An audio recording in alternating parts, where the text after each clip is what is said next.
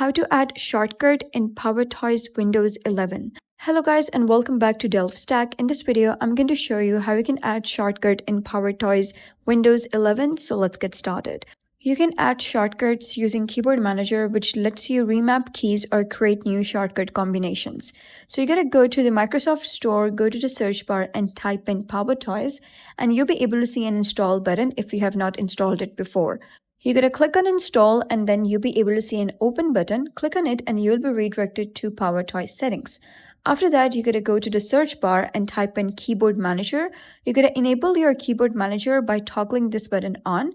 And then you gotta click on remap a shortcut and you gotta click on add shortcut remapping. So first you gotta select your physical shortcut, which is the key combo you want to press. For example, Control plus Alt plus N. And then you gotta select the map to, that means what it should do. That is another key combination. For example, if you want to open an app, whether you want to open any website or URL.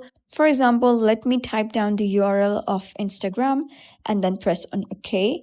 And now let's test our shortcut. So when I press Control plus Alt plus N, you can see that I am redirected to the Instagram's website. And that is basically how you can use shortcut in PowerToys Windows 11. So if you found this guide helpful, give it a thumbs up. And don't forget to subscribe for more helpful tutorials. I'll see you in the next video.